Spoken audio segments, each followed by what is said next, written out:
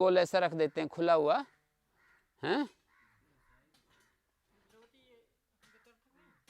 गत्यर्थक भी है और दूसरे अर्थ में भी है, पिंगलने अर्थ में है, पिंगलता है और गत्यर्थ भी है। अब वो दार्शनिक दृष्टि से कहो कि वो भी गति ही कर रहा है, उसके परमाणु अलग अलग हो रहे हैं, वो नहीं देख रहे। गति का मतलब यहाँ पर एक स्थान से दूसरे स्थान पर जाते हैं ना, जैसे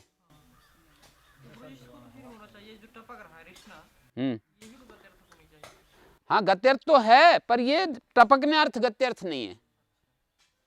उसको ऐसा बनाया कि वो रिस रहा है, मतलब रिसा रहा है। उसको बनाने वाला जो है ना, कर्ता, बनाने वाला कुंडिका को रिसा रहा है, उसको थोड़े थोड़े बारीक बारीक कहीं छेद कर दिए। औषध भी उससे बनाई जाती है तो उससे रिसाया जाता है। हाँ, जब कुंडिका स्रवती बोला है ना, कुंडिका स्रव रही है और उसको किसी बनाने वाले ने ऐसा बनाया कि वो रिसा रहा है, उसको जानबूझ करके ऐसे बना दिया। जैसे घड़े होते हैं ना, घड़े कुम्हार बनाते हैं, तो जिस घड़े में पानी बाहर रिसता हो तो उसका पानी ठंडा रहता है, और इतना अग्नि ताप उस पर दे दी जाए कि वो पानी रिसे ही नहीं, तो उतना ठंडा नहीं मिलता। गर्मी में जो घड़े बनाए जाते हैं वो, यदि उसको बोलते हैं हरियाणवी भाषा में पीलरे घड़े, उसके लिए एक शब्द बोला जाता है पीलरा। पीला पीला सा होता है वो, एक ज्यादा लाल होता है, ज्यादा गर्म कर दें तो वो मतलब रिश्ता नहीं, फिर पीलरा घड़ा होगा तो वो रिसेगा, रिसेगा तो पानी ठंडा होगा, तो उसको कहा जा सकता है कुंडिकाम श्रावयति कुंभकार है। यहां पर एक अध्यापयति धातु आ गई, इंग धातु निचस् से आत्मपद पाता था, परस्मैपद ही होगा हमेशा, अध्यापयति नहीं बनेगा। ये कैसे बना?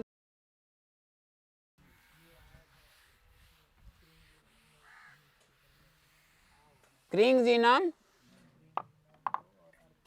अधि उपसर्ग है, इंग धातु नीच है, नीच के पर रहते आ और पुक आगम, अर्ति रिवली कल मैंने सिद्धि करके दिखाई थी। आ को पुक आगम हो गया, अधि को इणची, अध्यापी हो गया ना, शप, इसको गुण होकर के एचो यवा यावा।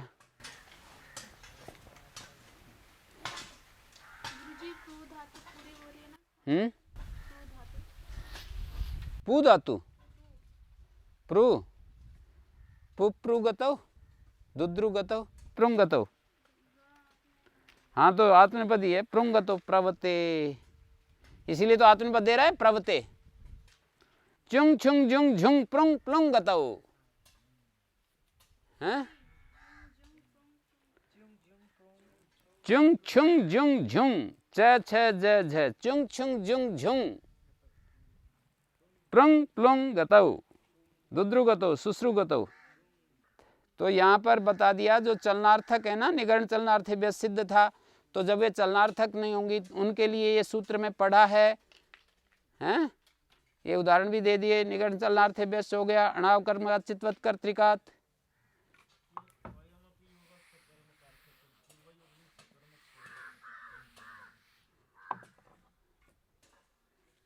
पूर्व योग तो जैसी परिस्थिति है उसके लिए है। हाँ, अयमपि योगः अचित्वत कर्तिकार्थश्च, ये योग भी उसके साथ मत जोड़ो, पूर्व सूत्र के साथ इसको मत जोड़ो। इस सूत्र का बनाने का जो प्रयोजन है वो भी कुछ विशेष है, ऐसे जोड़ो।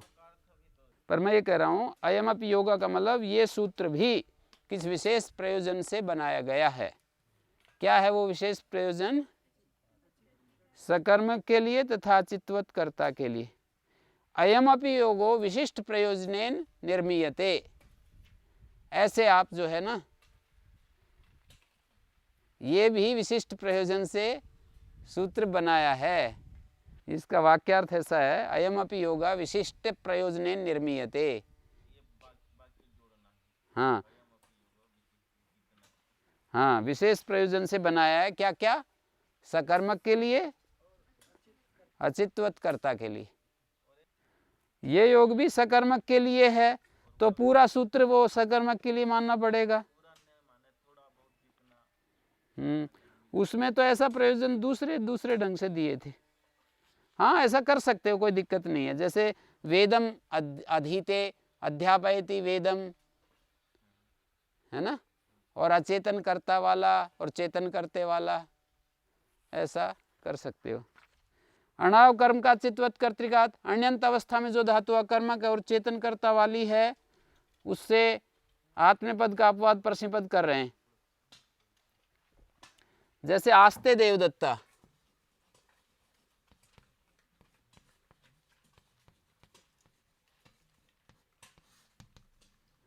अब इसको हम कैसे देखेंगे?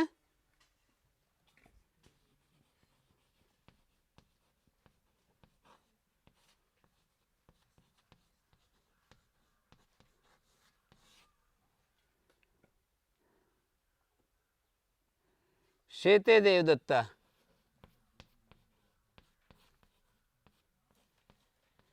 चेतन कर्ता वाली है ना सारी ये। आस्ते शेते चेतन कर्ता वाली है। शायती, शीन को वृद्धि होकर निच के पर रहते, शई एचो यवा, शायती देवदत्तम। अण्यंतो यह धातु अकर्म का चित्तवत कर्तिकश्च तस्माण्यंतात् परस्मैपदम भवति। अणौ इति किम, सूत्र में अणौ क्यों कहा? सूत्र में अणौ क्यों कहा? तो उत्तर देते हैं, चेतयमानं प्रयोजयति चेतयति केचित् प्रत्युदाहरन्ति। ये प्रत्युदाहरण देते हैं, ये ठीक नहीं देते हैं। हेतुमर निचो विधि प्रतिषेधोपि प्रत्यासत्ते तस्यैव न्याय्या। देखो सूत्र में अणौ कहा है ना, तो ये नी करके कौन सा नी लिया? ये जो नी है ना, विधि में ण्यंत से परस्मैपद होता है। ये जो कह रहे हैं नी, ये हेतुमति नीच लिया है यहाँ। तो अणव में जो नी है, ये भी हेतुमत नीच लिया जाना चाहिए। तो अहेतु नौ ऐसा अर्थ निकलेगा इसका अणव का। विधि जो है ना, णी से, णी जो है हेतुमत नीच है, तो प्रत्यासत्ति न्याय से जो प्रतिषेध है वो भी हेतुमत नीच का ही होगा, स्वार्थी नीच का नहीं। कोई यूं कहने लगे अणव का मतलब अण्यंत अवस्था में जो धातु, अण्यंत अवस्था में जो धातु अकर्मक चेतन कर्ता वाली, तो इसका प्रत्युदाहरण को ये देने लगे कि चेतयमानं प्रयोजयति।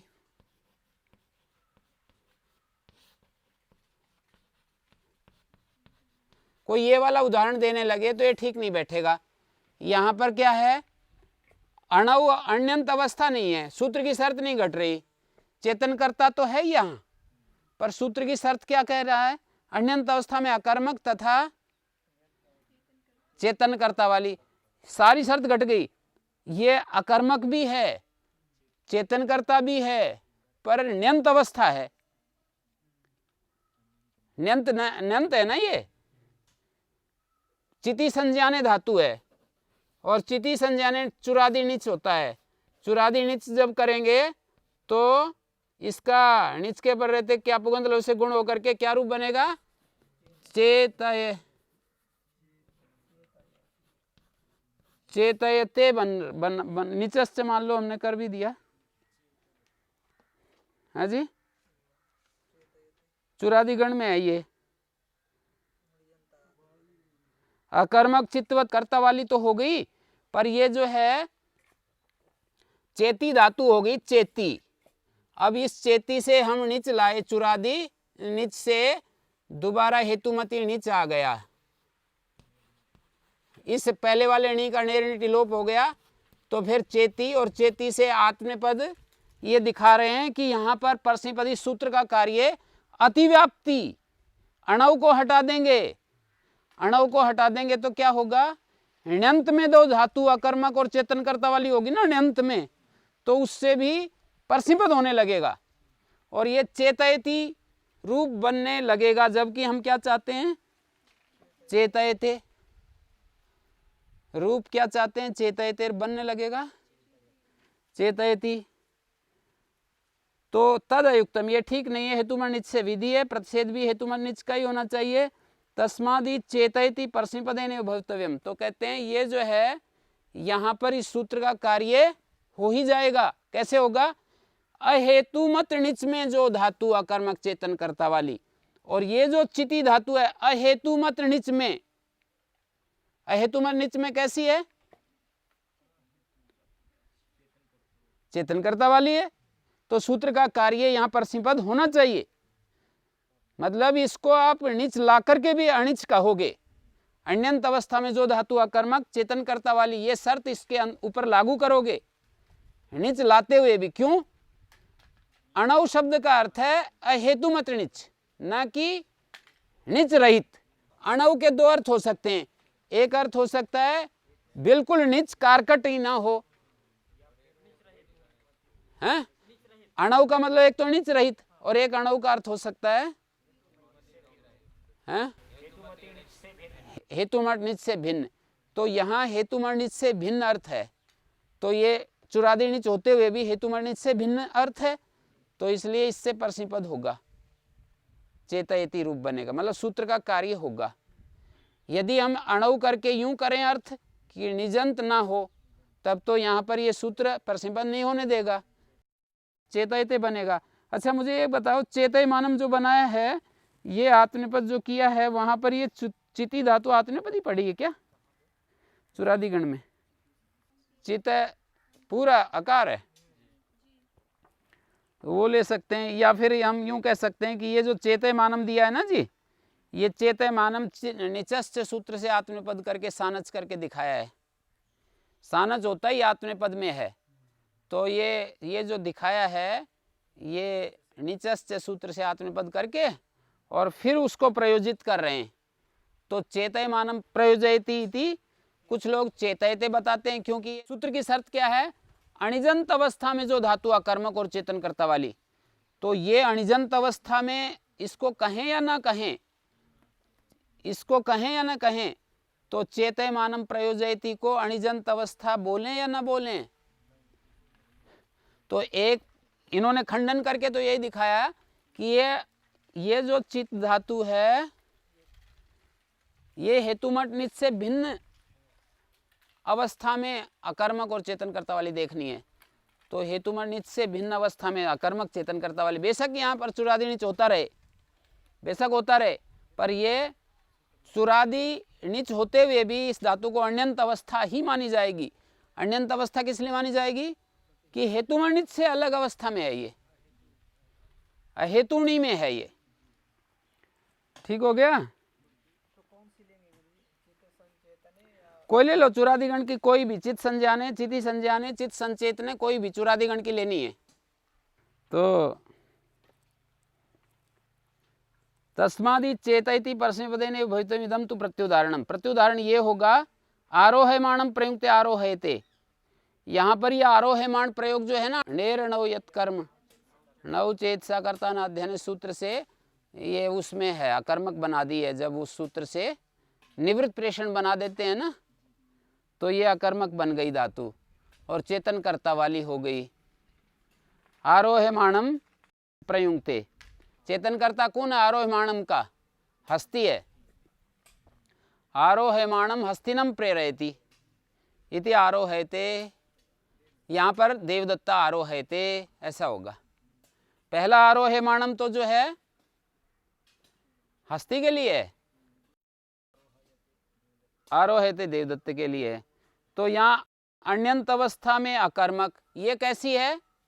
ये अन्यंत अवस्था में है ना, ये चुरादी नीच नहीं है। यहाँ रूह धातु से जो नीच आया है हेतुमल नीच आया है, पर इस नीच आने पर भी हमने उसको निवृत्त प्रेषण बना दिया। सौकर्यातिशय विवक्षा में निवृत्त प्रेषण कर दिया है। नीच के होते हुए भी नीच नहीं हट रहा है, नीच तो नीच का अर्थ हट गया पर नीच नहीं हटा। तो सूत्र में ये कहा है कि अन्यंत अवस्था में अकर्मक, और ये है अन्यंत अवस्था में अकर्मक। अन्यंत अवस्था में अकर्मक धातु या तो चुरादिगण की हो सकती थी या फिर ये निवृत्त प्रेषण की प्रक्रिया से हो सकती है। निवृत्त प्रेषण की प्रक्रिया से भी अन्यंत धातु अकर्मक हो जाती है हेतुमत नीच होते हुए भी, या चुरादी निच से। निवृत्त प्रेषण क्या चीज है भाई, बोलना।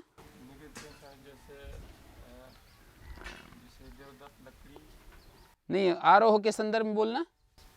आरोह के संदर्भ में इसमें जो हटा देंगे ना कर्ता को। हाँ, देवदत्ता हस्तिनम आरोहयति।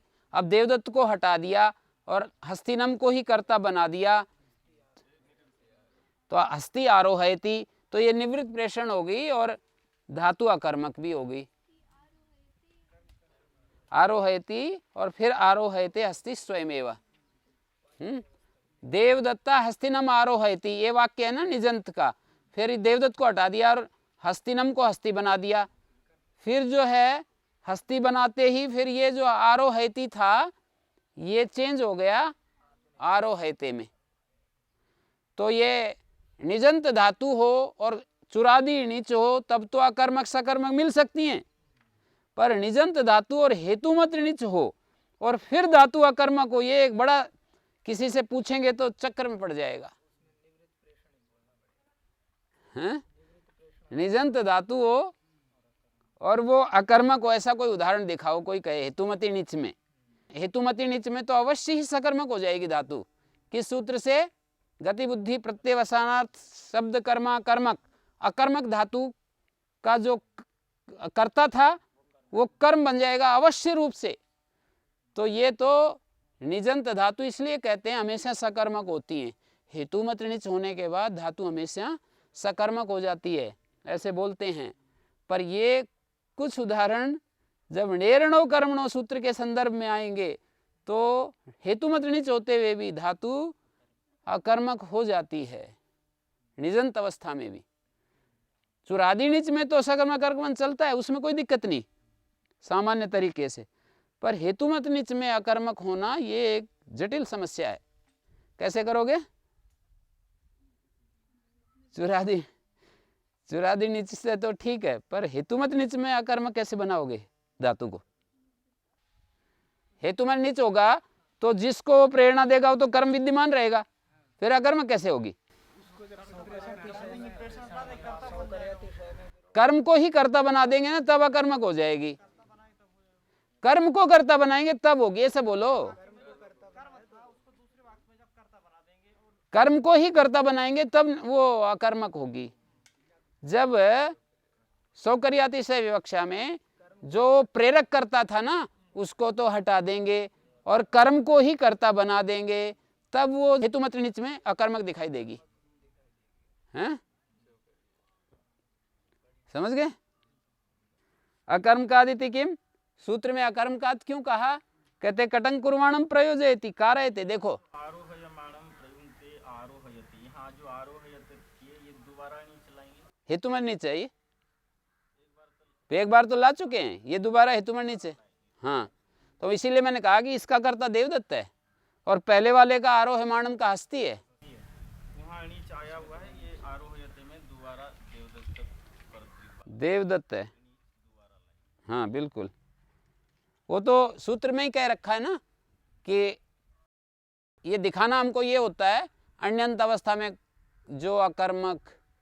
अब प्रत्युदाहरण दिखाएंगे तो ये दिखाएंगे ण्यंत अवस्था में जो धातु अकर्मक उससे फिर निजंत से, ये भी तो कहा है ना ने, फिर निजंत से परस्मैपद होता है। तो निजंत से जब नीच आएगा तो परस्मैपद नहीं होगा। निजंत से जब नीच आएगा तो ये सूत्र की शर्त नहीं घटेगी। अनिजंत से निजंत बनाएंगे तब तो घट जाएगी।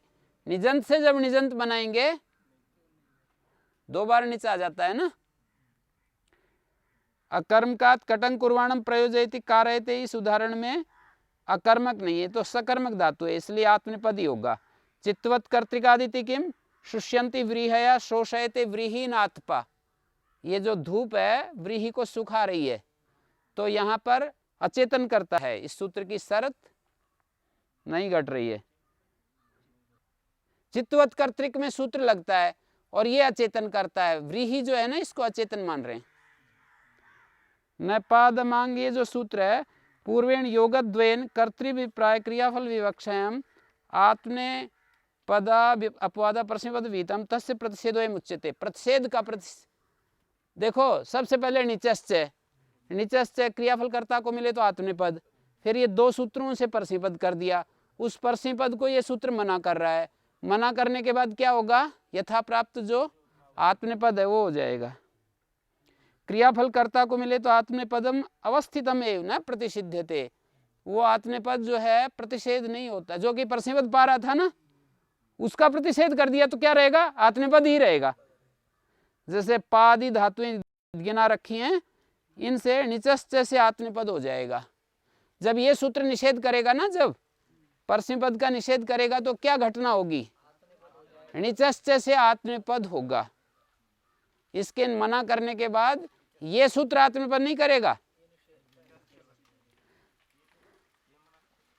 ये परस्मैपद का मना करेगा तो निचश्च आत्मनेपद होगा। तत्र पिबतिर निगरणार्था, पा धातु निगरणार्थक है, सारी दिखानी पड़ेंगी, ऊपर वाले दो सूत्रों में सेट करनी पड़ेंगी सब धातुओं को। जैसे पा धातु निगरणार्थक है, और दम, ये दमी प्रवृत्ति जितने भी हैं वो चेतनकर्ता वाली हैं, और नृति जो है वो चलनार्थक है, हैं? नृति चलनार्थक है, और वधवश क्या होंगी, चेतनकर्ता वाली हो जाएंगी। तो अणाव कर्म का चित्तवत कर्तृकात का विषय बन जाएंगी। नृति धातु निगरण चलनार्थेभ्यश्च का विषय बन जाएगी, हैं? तो पा धातु का उदाहरण है पायते, साच्छा सा वाव्यावेपाम युक णिच के पर रहते, जैसे पुक होता है वैसे युक आगम हो गया, विशेष सूत्र है। साच्छा सा वहा व्या वे पा, इन धातुओं को णिच के पर रहते युक आगम हो जाता है। तो कई लोग ये पाययति भी बोल देते हैं, बोलते हैं, तो कैसे कर देते हैं, लिखा हुआ है एक जगह, एक किताब है। आदमी तो अल्पज्य है ना, जीव अल्पज्य है। और मतलब कितने सालों से चल रहा है तो पता है। अल्पज्य जो है इसी को लिए कहते हैं, सर्वज्ञ नहीं है ना, हैं? पाययति पायति कह रहे हैं, बोल देते हैं। ये ऐसे व्याख्या करते हैं, कौन? कहते हैं कि ये जो न पदा में यमांग सर, ये पूर्व दो सूत्र का ही निषेध करता है। तो फिर जैसे निचश्च है वो आत्मनेपद भी कर देगा, और शेषात करते परस्मैपदम, फिर परस्मैपद भी। ये परस्मैपद का निषेध नहीं करता है, पूर्व दो सूत्र का निषेध करता है, ऐसे किया। ऐसा तो नहीं होगा इन सूत्रों, इन फिर तो कुछ अर्थ ही नहीं रहेगा। मतलब ये जो पढ़ दी ना पा दमी आदि, इनमें तो निश्चित रूप से परस्मैपद का मना कर दिया है। पाययति रूप मिलता है, दमयति भी मिलता है, सारे मिलते हैं। तो ऐसे तो होगा नहीं, ये इसके हिसाब से इस सूत्र के हिसाब से तो होगा नहीं, सूत्र के हिसाब से तो नहीं होगा। कोई नई धातु हो, कोई अलग धातु हो ना, तो हो सकता है, कोई धातु हो ऐसी तो हो सकता है। जैसे पा धातु और वस धातु, पीने अर्थ में जो धातु है ना जी, उससे तो निश्चित रूप से पाययते ही बनेगा। कैसे बनेगा ये, पा धातु साच्छा सा व्याव्याम वेपाम णिच के पर रहते यहाँ युक आगम, और पाई धातु आत्मनेपद में ते शप, और शप के पर रहते गुण होकर के अयादेश, पाययते बनेगा। तो कोई बात नहीं, निगलते हैं तो इसमें तो मना ही कर रहे हैं ना, ऊपर वाले सूत्र से पाता था उसका मना कर दिया। आप ये कह करके क्या कहोगे, निगलते हैं तब तो आप यही तो कहोगे निगरण चलनार्थे व्यस्य परस्मैपद पाता था, इसने मना कर दिया, फिर आत्मनेपद हो गया। ऐसे ही कौन कौन सी धातु हैं, दमयते, आंग पूर्वक यम धातु से आयामयते, ये दम धातु नीच है ना, तो यहाँ पर अतुपधाया णिच के पर रहते वृद्धि, और अमंत है ना, ये अमंत मित संज्ञा होने से मिताम रस्वा दमयते बनेगा, और आंग पूर्वक यम धातु से णिच के पर रहते यहाँ पर यमो परिवेशन एक गण सूत्र है, मित संज्ञा का प्रतिषेध हो रहा है। घटादि गण में एक सूत्र है भ्वादिगण के अंतर्गत एक घटादिगण है, तो उसमें कहा है यम धातु अपरिवेशन अर्थ में है।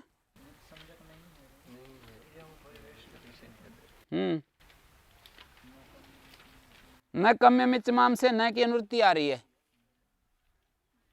ठीक है।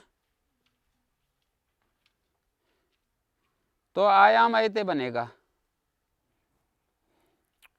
और आंग पूर्वक यस धातु का आयासयते, परिमुख का परिमोहयते, रुच का रोचयते, और नृत धातु का नर्तयते, और इसका वद धातु का वादयते, और वस धातु का वासयते। पादिषु धेटा उपसंख्यानम, पादियों में धेट को भी पढ़ना चाहिए, ये भी निगरणार्थक थी। तो परस्मैपद का धापयते शिशु में एकम समीची,